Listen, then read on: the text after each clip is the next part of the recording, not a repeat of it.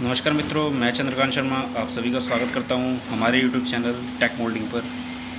जैसा कि हमने अपनी पिछली वीडियो के अंदर बात की थी कि किस तरह से हम अपने इंजेक्शन यूनिट के अंदर पिस्टन के अंदर थोड़ा सा काम करके अपने प्रेशर को बढ़ा सकते हैं, साथ में परफॉर्मेंस मशीन की और इम्प्रूव कर सकते हैं। उसी विषय को आगे बढ़ाते हुए एक और वीडियो के माध्यम से मैं डायग्राम के थ्रू आपको बताना चाहूँगा कि हमने किस तरीके से पिस्टन के साइज़ को छोटा किया और पहले पिस्टन क्या था और अब क्या है। तो चलिए शुरू करते हैं। और जिन्होंने मेरा पुराना वीडियो अभी तक नहीं देखा है, प्लीज़ उनसे रिक्वेस्ट है एक बार पुराने वीडियो को ज़रूर देखें, और वीडियो पसंद आ रहा हो तो लाइक शेयर सब्सक्राइब ज़रूर करें और कमेंट करना बिल्कुल ना भूलें। तो चलिए शुरू करते हैं। तो दोस्तों, जैसा कि आप देख सकते हैं, इसमें आपको दो तरह की डायग्राम्स नज़र आ रहे होंगे। तो मैं आपको समझाना चाहूँगा कि ये आपका पहला पिस्टन है जो हमारी मशीन के अंदर पहले लगा हुआ था, और ये हमारा लेटेस्ट पिस्टन है जो आज की डेट में मशीन में लगा हुआ है। पुराने पिस्टन के अंदर क्या खामी थी आप जैसा कि नोटिस कर सकते हो, दोनों पिस्टनों में ज़मीन आसमान का अंतर आपको नज़र आ रहा होगा। पहला पिस्टन ह्यूज साइज़ है, पहले से काफ़ी ज़्यादा बड़ा है, और इसमें आप नोटिस करोगे कि ये जो एरिया है आपका यहाँ से लेके और यहाँ तक का ये पूरा पिस्टन था, और ये जो एरिया आप नोटिस कर रहे हो ये आपका बैरिंग एरिया था, और साथ में ये लिमिट स्विच को हिट करने वाले लीवर से कनेक्टेड था बाहर की तरफ। और इसके साथ में एडिशनल एक प्लेट और लगाई गई थी जो कि नटों के थ्रू कसी गई थी, जिसका कोई मतलब था नहीं लगाने का, मगर फिर भी उसको बैरिंग, शायद मेरे ख्याल से बैरिंग के लिए लगाया गया था। और पिस्टन के ठीक पीछे सील्स को होल्ड करने के लिए यहाँ पे एक और प्लेट लगाई गई है, जिसके थ्रू सील बाहर नहीं निकलती पिस्टन से, चाहे कितना ही प्रेशर या कितना भी दबाव पे सील पे आ जाए। अब इस पिस्टन के अंदर आप एक खामी नोटिस और करेंगे कि यहाँ जो आप ये ब्लैक एरिया देख रहे हैं ये पूरा सील है इस पिस्टन के अंदर, और साथ में इसमें कहीं पे भी कोई ओरिंग वाशर का यूज़ नहीं किया गया, जिसकी वजह से हमारी मशीन के अंदर ऑयल लीकेजिंग की सिलेंडर के अंदर समस्या आ रही थी। दूसरा, इस पिस्टन का साइज़ इतना ज़्यादा बड़ा था, इतना ज़्यादा ओवर था, इसके कारण जब भी मशीन फुल प्रेशर के साथ इंजेक्शन मारती थी तो टाइमिंग ज़्यादा लिया करती थी, टाइम ज़्यादा कंज्यूम किया करती थी। प्लस में वज़न ज़्यादा होने की वजह से इस बैरिंग एरिया के अंदर जो सिंगल बैरिंग लगा हुआ था वो पूरी तरह से कट चुका था, उसके अंदर गोलियाँ बची नहीं थी, गोलियाँ पूरी तरह से घिस चुकी थी, सिर्फ खोल रह गया था उसका अंदर। अब उसी चीज़ को हमने ध्यान में रखते हुए हमने आज की डेट में आने वाली मशीनों के अंदर जो पिस्टन आ रहा है उसी को डिज़ाइन में ध्यान में रखते हुए लैथ मशीन के थ्रू हमने अपने पिस्टन का साइज़ ऑलमोस्ट आधा कर दिया।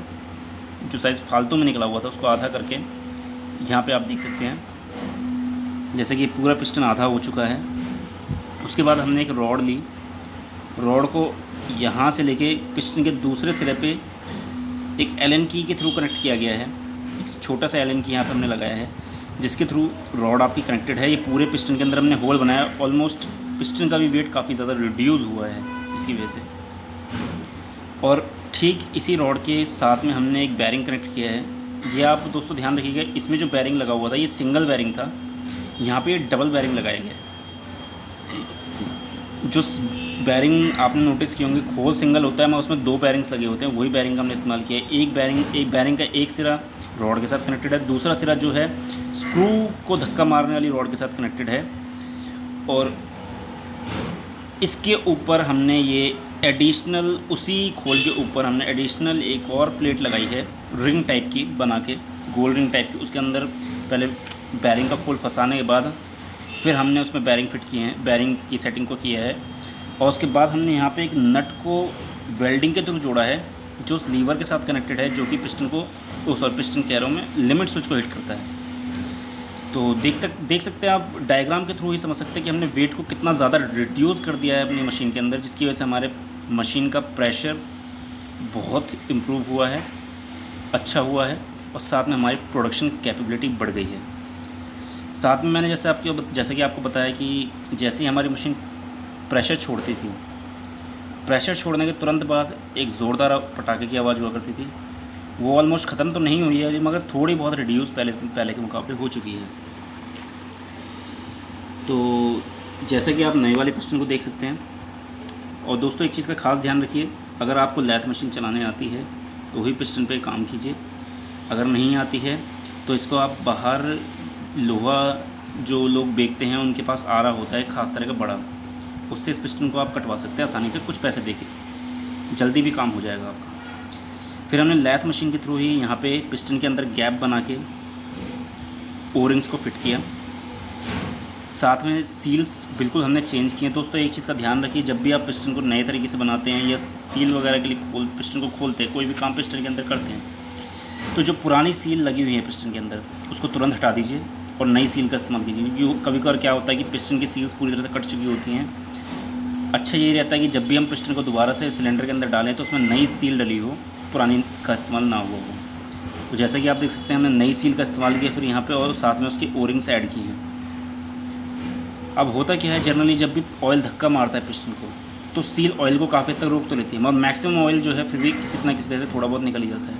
उस बचे हुए थोड़े बहुत ऑयल को ही ये सील, ओरिंग सील जो है ये रोकने का काम करती हैं। इसकी वजह से ऑयल लीकेजिंग आपके सिलेंडर के अंदर नहीं हो पाती है।